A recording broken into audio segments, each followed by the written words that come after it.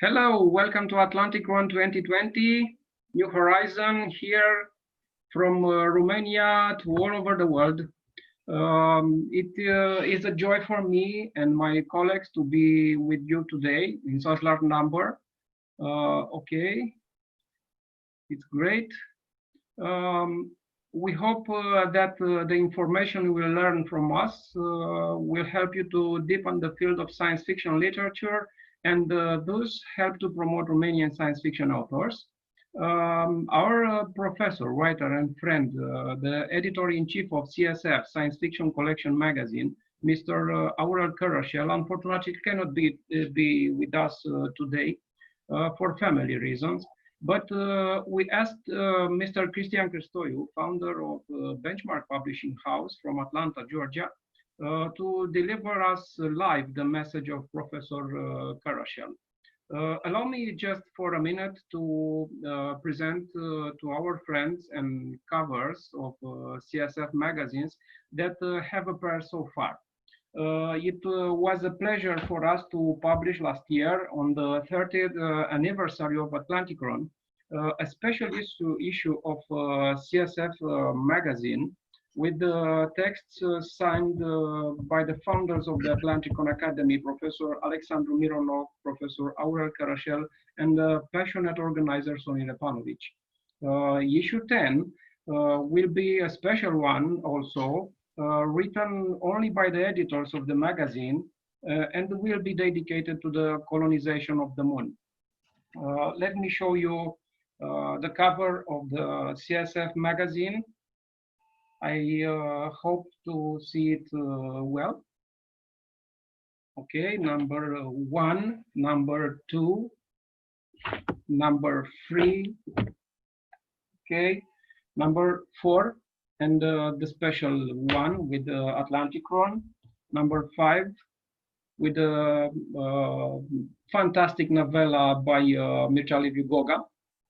Okay, number 6, a special one about time and immortality, a great subject. Number 7, yes.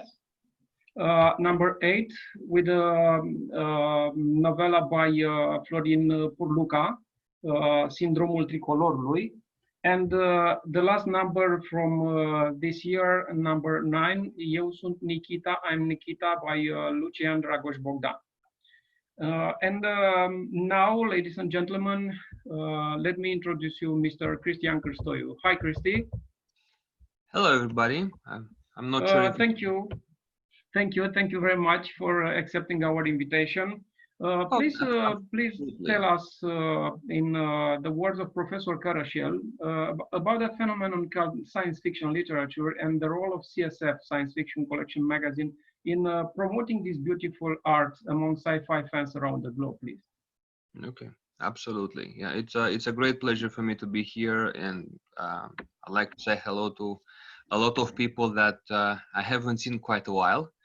And it's an unexpected pleasure to actually be on Atlantic Run this year, because it was not on my plans, but it seems the crisis the whole world passes through gives opportunity to other people, so to meet even virtually. Okay, so this is what Aurel has written, and I'm happy to be able to share with you his thoughts. The seniors of the imaginary and the magazines that made them famous. Every nation has built its culture by working hard. Each had its own Salahori who laid the foundations, remaining almost unknown in cultural histories. Some of them did it without thinking about it. Others have voluntarily chosen this type of path, so that finally the ideal foundation can be poured into their country as well. Especially about the last ones we want to talk about now. Because if everyone in France knows Jules Verne and Gerard Klein, few readers have heard about Camille Flammarion and Albert Robida. In the UK, the name of H.G. Wells and J.R.R. Tolkien appears in millions of volumes, but few people have heard about Matthew Phipps's Shield, and Fowler Wright. In the land of all opportunities, the United States, the big movie houses buy with extraordinarily large sums the copyrights of writers like Isaac Asimov and Ray Bradbury. But how many lovers of this kind of literature know Catherine Lucille Moore and Alfred Koppel? In Romania, a country rather bucolic than technical if we compare it to the engines of the European civilized world, names like Demetriu Ionescu and Clean Spirescu, writers from the middle of the 19th century, are not relevant today.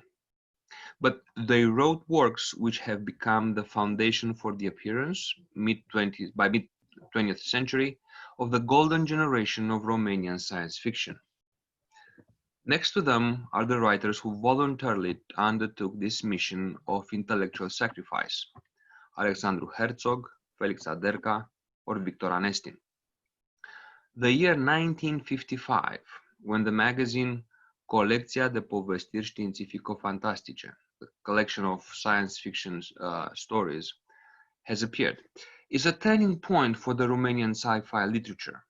Until 1974, when it ceased to appear, in its pages have published most of the future writers who will be the so-called anticipation of the 6 or 7 decades in our country: Vladimir Colin, Ion Hobana, Adrian Rogoz, George Anania, Romulus Bărbulescu, Voicu Bugariu, Horia Aramă, Sergiu Fărcășan, Victor Bârlădeanu, Constantin Cubleșan, Mircea Șerban, Eduard Jurist, Max Solomon, Ștefan Tita, Ion Mânzatu, Alexandru Mironov, Mihu Dragomir, Gheorghe Săsărman.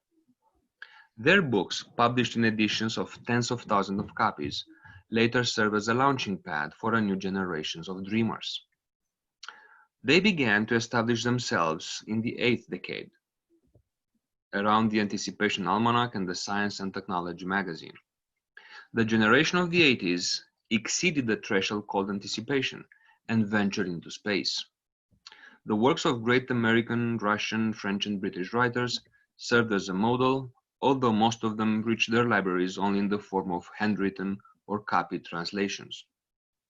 Mihai Grămescu, George Ceaușu, Cristian Tudor Popescu, Mircea Liviu Goga, George Păun, Viorel Pârligas, Alexandru Ungureanu, Dănuț Ungureanu, Bogdan Ficeac, Silviu Genescu, Lucian Ionică, Constantin Cosmiuc, Rodica Bretin, Ovidiu Bufnilă, Michael Hăulică, Dan Lucian Merișcă, Leonard Dobrea, Marian Truță, Ovidiu Pecican brought with them a breath of novelty and especially the idea that we, the Romanians, can write a prose that is very competitive internationally. As it can be seen, generations of writers have coagulated around magazines and almanacs, not only publishers. The conditions specific to the communist society strengthened this symptom, manifested with greater intensity in the capitalist countries of the time. After the change of the communist regime in December 1899, it followed a real explosion of magazines and printed fanzines, which helped the 80s generation to publish their writings accumulated in the drawer, sort of saying, until then. There are some like Helion, Sci-Fi Store, Nova 5.5, Argonaut, Alpha Science Fiction, Star Traffic SF, Science Fiction Store, Quasar, Paradox, Nautilus, String, Iris Science Fiction, Atlantis, Orion, Sci-Fi Store, or Omicron CSF.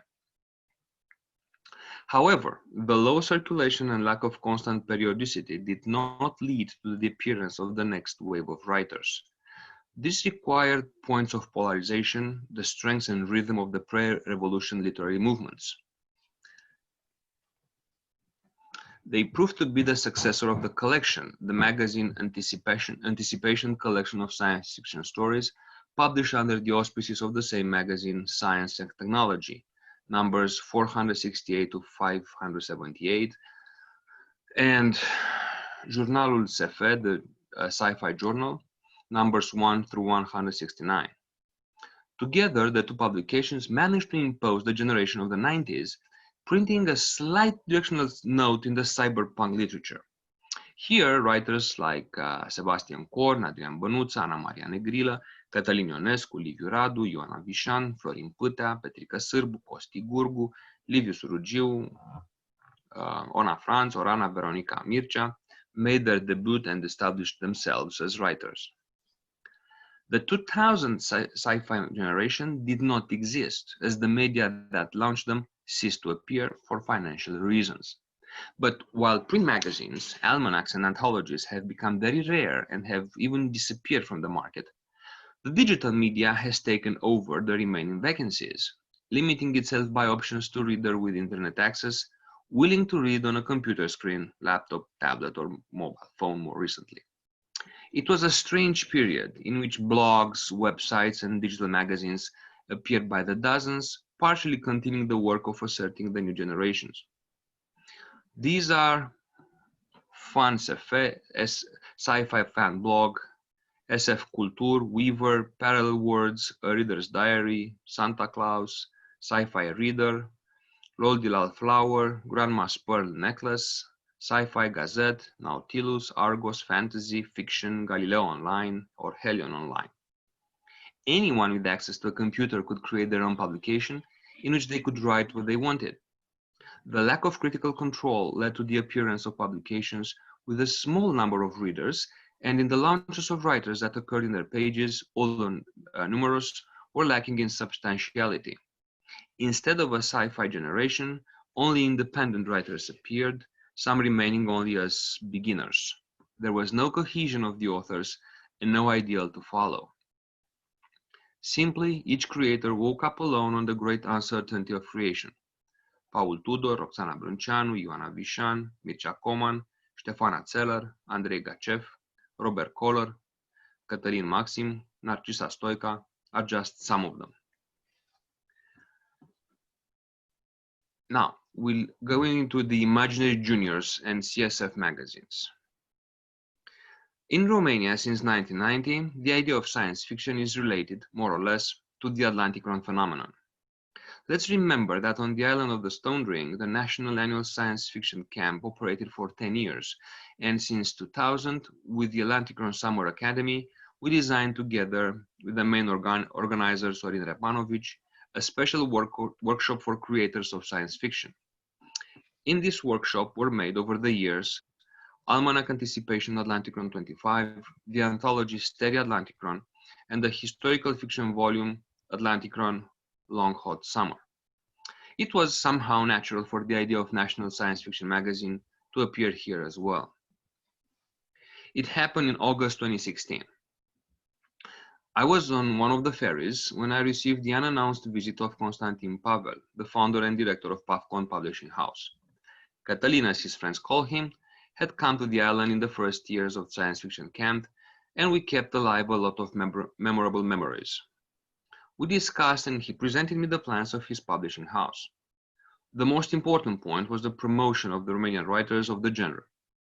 It was the first time I heard that a publishing house intended to launch exclusively Romanian sci-fi authors, and that was the reason why I immediately joined his proposal to become a close friend of the publishing house. At the same time, Cătălin told me a few words about another project a little further away, but obligatory in the managerial program he had built, the creation of a national science fiction magazine in a printed format. The dream from which he started was called Anticipation, in which he had been a technical editor and editorial secretary for 7 years after 1990. The year passed, and in 2018, at a book launch in Gaudeamus in Bucharest, he made me the proposal to become the editor-in-chief of the future magazine, which would be called CSF, Science Fiction Collection. We then devised an economic strategy and an editorial program, which he and I would stubbornly stick to from the printing of the first issue in February 2019 until now, the 9 issues being already published. There were 5 basic ideas: to promote only Romanian writers and as many beginners as possible, to form an editorial team capable of supporting, if necessary, an entire issue of the magazine, to pay the published writers because we both consider that the time for voluntary work is long gone, to build, with the help of promoted authors, special issues of the CSF in English for the European and American market, to promote the deserving authors in the CSF anthologies published both in Romanian and in English. Obviously, Pavcon Publishing House would publish books for all the authors who appeared in the magazine, if they managed to gather their text in a volume. The launch of the first issue of the CSF magazine took place in February 2019 at a national event of Sci-Fi, Final Frontier, in one of the rooms provided by the Constantin Academy. In front of the curious fans, Cătălin presented the magazine and announced the rhythm, 6 issues per year. Imagine a volume of 96 pages with lots of text, black and white illustration and color covers, whose size would gradually increase to 164 pages. And imagine an internal structure, which aimed to respect most of the ideals proposed by the old collection of sci-fi stories, a material to popularize science, an interview with a personality in the field of science fiction, a dictionary of Romanian authors, a dictionary of enigmas and mysteries, forays into the history of the Romanian fandom and the world of comics, sci-fi lyrics, sci-fi text from before 1989, the retro section, fantasy prose, and contemporary sci-fi prose. Obviously, it was an ambitious plan, and some people in the room smiled condescendingly. Some, being older, had participated over the years in even more ambitious magazine launches, which ended after a number of 2. Unlike their owners, Cătălin had first developed a 5-year management plan, causing all of us to stick in. And I suspect the most difficult mission for him was to outline a homogeneous editorial team representing all regions of the country. Ana Maria Borlan from Transylvania, Florin Purluca from Moldova, Florin Giurcă from Dobrogea, Daniel Timariu from Banat and Crișana, Boris Velimirovic from Voivodina Timok, George Sauciuc, Republic of Moldova and Bucovina, Constantin Pavel for Bucharest, and Livru Surugiu for Diaspora. In addition to the geographical regions, Dodoniță was also received in the editorial office in order to represent the special comics section in the magazine. Although maintaining the cohesion of a team scattered throughout Romania only through the internet was a difficult time, Cătălin Pavel consistently paid for it. Every Wednesday evening, the editorial work took place regularly for 2 hours on the border between a cynical meeting and an editorial meeting. An extraordinary weekly experience with extraordinary people. An experience that led to the regular appearance of the magazine at an interval of roughly 2 months.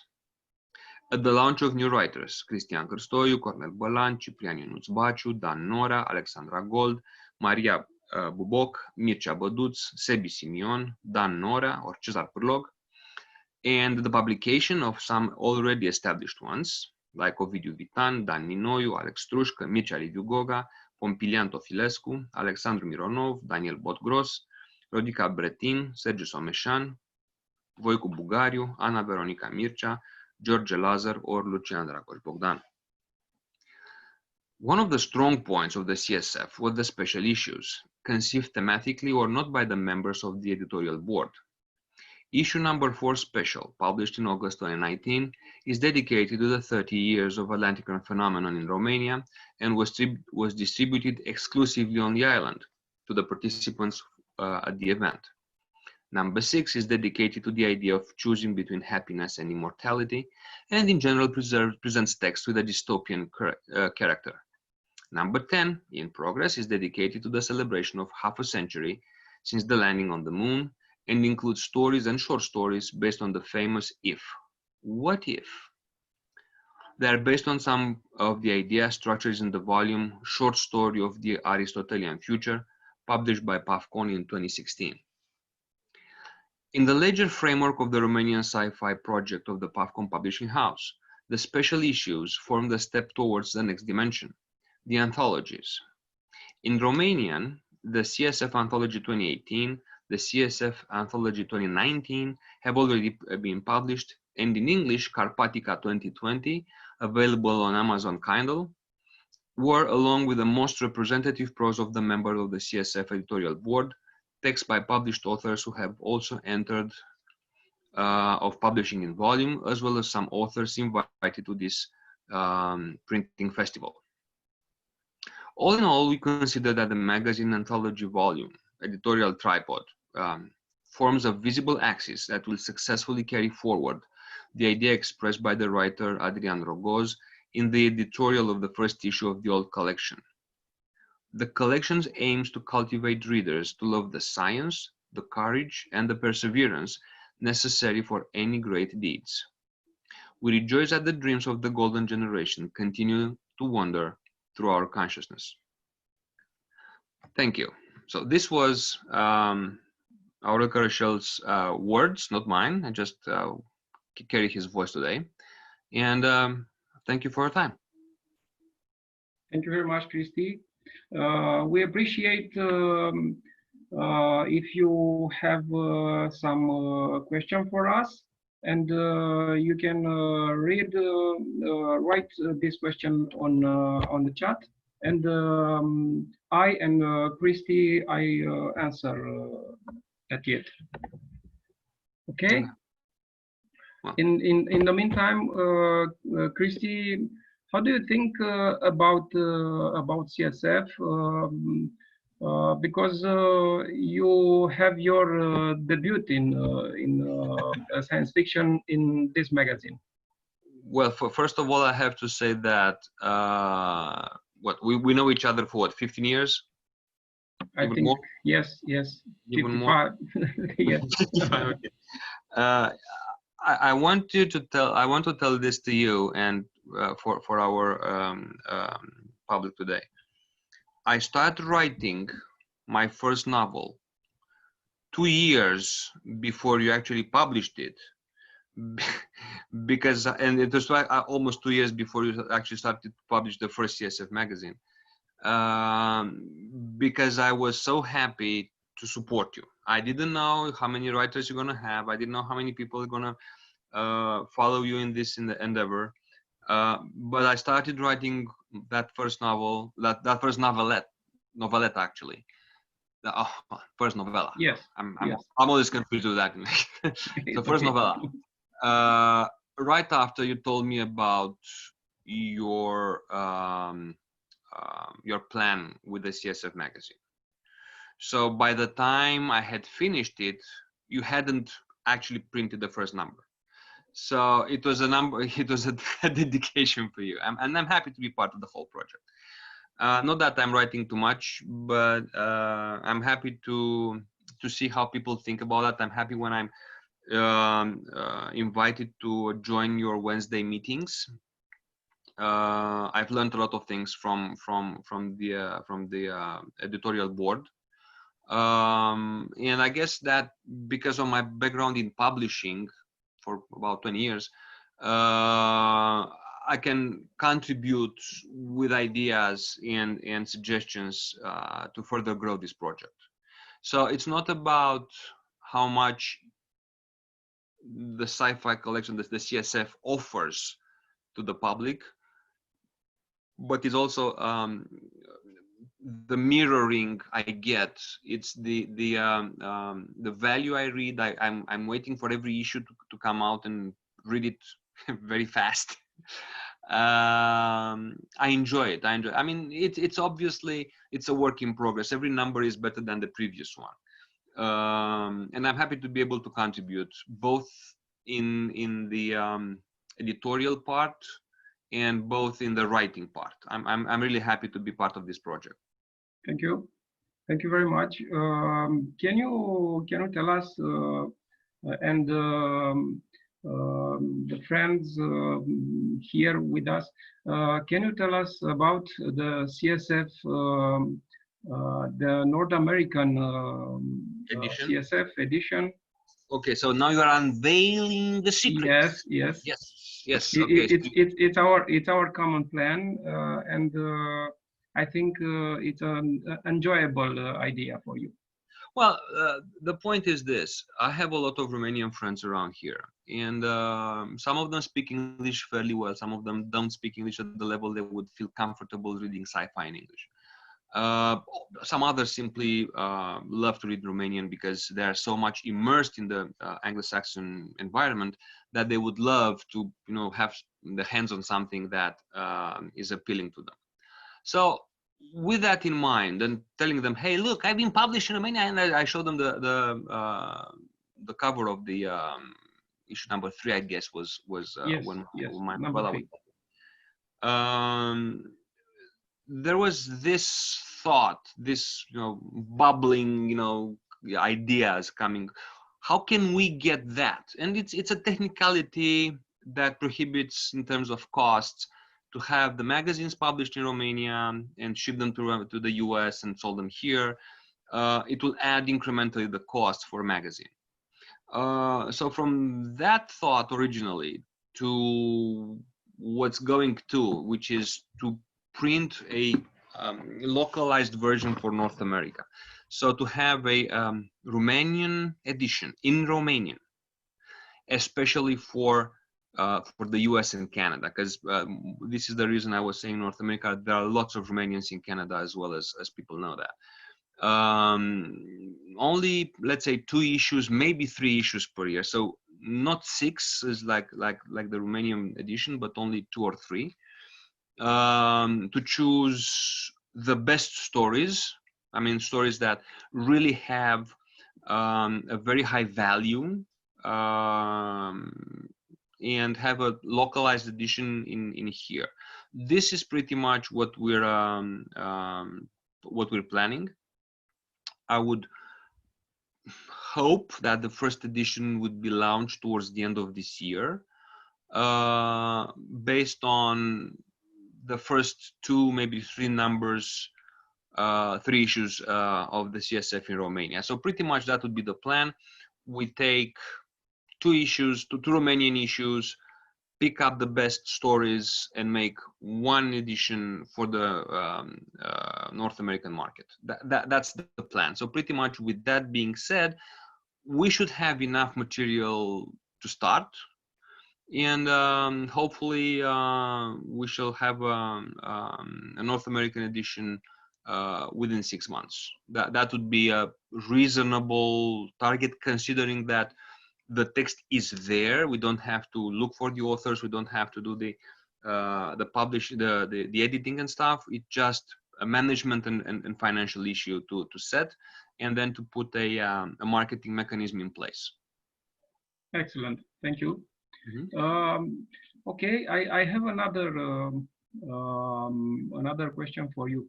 You have an editor also. You found in the United States the Century Benchmark Publishing House, because you are an editor, an old editor, I say, yes. Cristian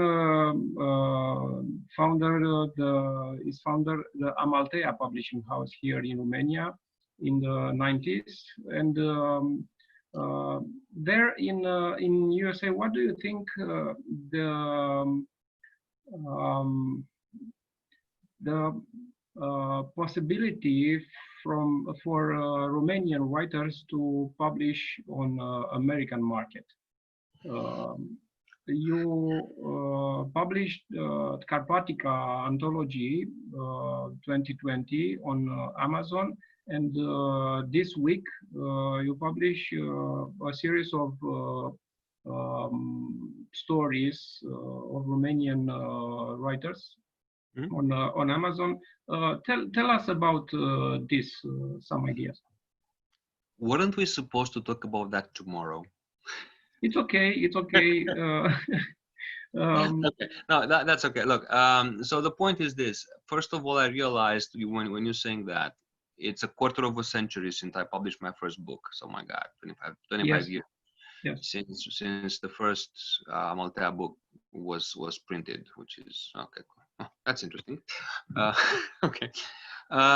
Publishing in the US in 2020 is a very different beast than publishing in Romania in 1995.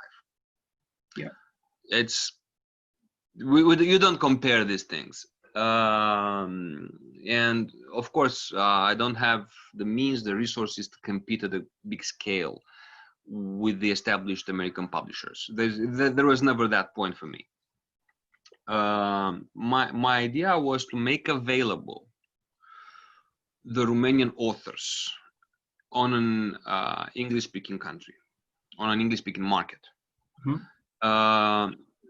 There are challenges, and the reason we haven't yet started, and I say we because it's not me, it's us doing this, and that has to be very clearly stated, and it's not I'm just, how can I say it? I'm just the American leg of the project, but the Romanian leg is you guys. The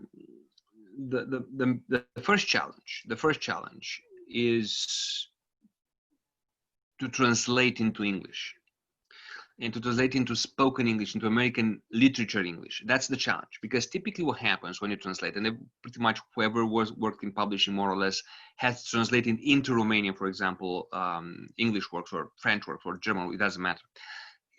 The way translation is done is from the original language into the target language by a speaker, by a native speaker of the target language. As Romanians, we can translate from English because we can adapt. We can figure out what's the right expression, how can you actually fit that, and so on. Now, there are not that many native English speakers who are fluent in Romanian.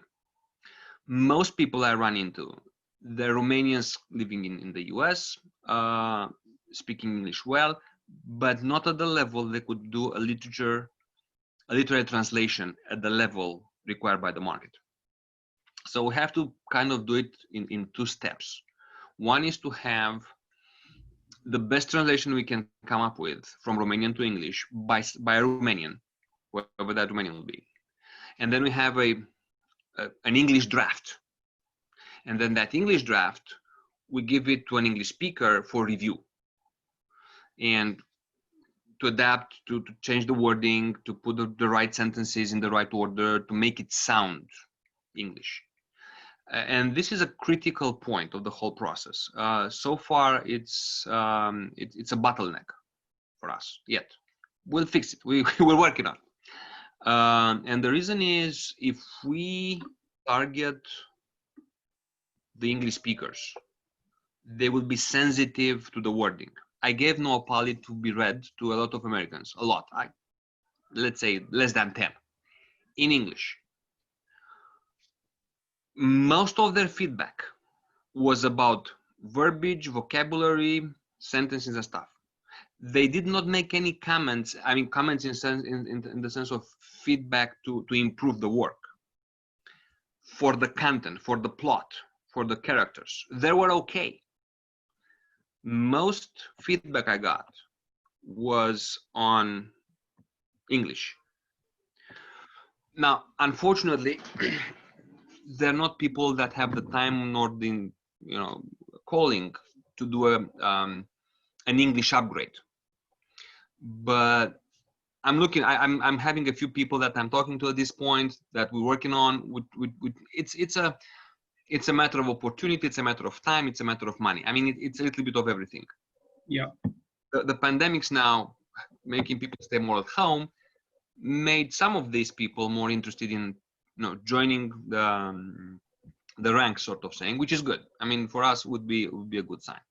So to get back, the first thought was to have it published in an electronic format, because we keep the launching costs low. Amazon has this array of tools to publish online electronically, and Kindle is definitely the tip of the spear, sort of saying. And what's going to happen next is, based on the how can I say it, the proceedings of the Kindle edition, we shall decide which books we'll consider to have it published on paper. And because it's different to go with a book that has absolutely no records, no nothing. Some Romanian guys from the Dracula's country have published a few things, and let's publish them in American. No, that's not going to work. I mean, business-wise, it doesn't make sense.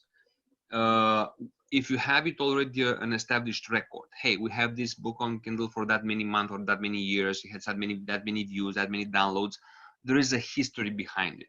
And it's not about a specific book, it might be about a specific author. So let's say you published, 3 titles on Amazon Kindle, and some of them are okay, and you come with a 4th one that goes straight into print, bypassing Amazon for Kindle, because at this point, you as an author have already a group of readers, have already established kind of a brand. Now, competition on the other end is extremely fierce in terms of numbers. Because everybody can sit in front of the computer and write whatever they have in their mind, with or without some background, with or without some support. It becomes, the challenge becomes on, hey, this is my book, and I'm good. You cannot do that anymore. I mean, you go on Facebook, you promote yourself, your friends will give you some likes and some hearts. Some of them will put some emoticons with laughing, anyways. And that would be the end. So going beyond that is another step. And I think at this point, as a group, because already the names I've read earlier in Aurel's writing, as a group, if we can focus our efforts and create a buzz much higher, at a much higher level that an individual can do, I would say that probably that's the way forward. Because everyone has a few friends here, a few friends there, some connections on Facebook, some connections on LinkedIn, a page here, a page there, and suddenly if one is published, the moment it becomes distributed through our individual networks, then it might reach a critical mass to be uptaken and promoted by the search engines, by the inner mechanisms that Facebook has or Amazon has, and so on, because we have to exploit the functionalities of the technology behind the whole thing. One individual is not enough. 2 individuals are not enough. 10 probably would be a good starting point. 20 will make a difference. So this is the focus on the Romanian end of the whole project. Yes. Thank you very much. Tomorrow, do you have any questions? Do you have any questions so far? No, so far. Cool. Nothing here. Okay, we can talk among ourselves. Yeah, it's okay. Tomorrow we'll discuss much about these ideas because tomorrow you will present the Carpatica 2020 project. This is a project for the all Romanians all over the world. And as you say, we need all the help from the Romanians in the US, in Canada, in Europe, to promote the Romanian authors, to promote the Romanian books, magazines, so on. Tomorrow we'll discuss this more efficiently. Now let's go to CSF magazine and tell us about the Nupali, your story, because we have to announce the volume with the title Nupali. It's in work right now, and next month this volume will be on the market here in Romania. What do you think? Nupali was a start for you, like author, like writer? Well, it's a nice question, and thank you for asking. I have to put myself in my mind 3 years ago when I started writing Nupali, and it's I had read 2, maybe 3 books in that period, 2016, 2017, about It was a non-fiction books about stars, about radio astronomy, about the team that was in the media a year ago when they took a photo of a black hole. So the whole environment for me was very new. It was very interesting, and you know, I have a scientific background, and I really love when I discover things that I didn't know, because you know how they say, you don't know what you don't know. And I realized that for some people, this kind of information might be interesting, more or less. I mean, this stuff, well, that's cool. I didn't know that. This kind of thinking. But probably they will not have either the chance or the time or the English knowledge to read that books in English.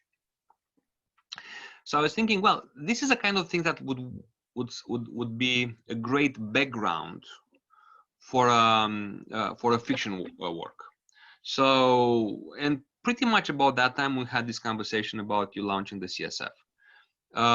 So the two ideas kind of fused together. I said, okay, what if I would write something that has that scientific background and gives an insight on that very niche knowledge of top level radio astronomy, and put it in a shell that would be appealing for the reader. So Nopali at this point is the child of this thought. If you go through Nopali and you read it, you'll find about things about how radio astronomy array is designed, how it works. Again, it's not massive. It's not a scientific work. It's a fiction work, but putting emphasis on the science as well. I've learned a lot of things as a child reading sci-fi, because in the 80s, during my childhood, sci-fi was mostly about sci in a fi form. In the 2020s, it becomes more fi with little sci, sort of saying, right? So personally, I circled back to my teenage years and think, what was impressive for me? Why was that, you know, having that kind of a footprint on my education and in my thought patterns? And I kind of tried to keep that in my writing now. So Nopal is not a big novella. It's what, I don't know, 60 pages roughly. The characters are designed to be representative for their role. So I didn't want to create a character. I wanted to create an environment that looks realistic. And I remember it was one of the comments I've seen when the novella was published last year. 2 or maybe 3 reviewers actually mentioned that by reading it, you have the feeling that everything is natural, is okay, is in your neighborhood, is in your office. It looks realistic. It just what happens behind the scenes, which is the fantasy part. And I'm happy that somehow I managed to do that, and the fact that Nopali was nominated for the Best Novella Awards this year at RomCon for me was a surprise, but I was extremely happy, of course. I mean, hey, it's my debut novella and it's already nominated for a prize. That's good. I mean, I felt good about that. And that gives me more energy to go on. I mean, if your first writing is reasonably appreciated, you have a reason to go on. You have a standard, a bar that you've met, and the next writing you want to be above that bar. So I didn't stop there. I kept writing a few other short stories, enough for me to have how many are there? Like 5, I guess. To put them together in a volume of sci-fi stories, and Nopal is the leading title, and probably it's going to be like half of the whole volume. I don't know for sure. And in this volume, I tried to tackle a few different angles. One of the stories is the one that's going to be published in number 10 of CSF with the moon, where I'm touching the artificial intelligence. I'm not going to give details. No worries. I'm not going to spoil the the secret. Okay. But I'm I'm touching the artificial intelligence. There's another one also about that was it's called Symmetry, and it was inspired by the Oumuamua asteroid that was hovering through our solar system a couple of years ago. And I thought, that's an interesting thought for have an interstellar object flying through, and I come up with a story about that. It's not a big story, and it introduces another interesting concept from science, which is the mirroring versions of the amino acids. So pretty much I'm looking at something that happens in the world, in the scientific world, an issue, an element, something, right? And I'm putting science into that and fiction on top as the cherry on the top, and make a short story. The other one, the Comet Hunter, the other story in the volume, the Comet Hunter. It was designed to have a comet around. Guess what? We just had a comet last week, right? Mm-hmm. So it's funny how things come together. I wrote that story probably more than a year ago. I think it was early last year when I wrote it. And now we're going to have it published in the year of the comet. So I think that the moment the public is attracted by a certain topic, because it keeps the news on the media, and you can build on that wave of interest by adding a little bit of science to expand the knowledge about that topic more than you can see in the TV news. And of course, make it creative by adding, characters, fiction, the fiction plot, the fiction part. Then I would say it's an interesting mix that will attract a specific type of readers. Yeah, thank you very much, Cristian. Ne apropiem de finalul sesiunii. Thank you. We'll see you tomorrow, everyone, and stay close to Atlantic Run 2020. Have a nice weekend with us. Bye. Bye, everybody. See you tomorrow.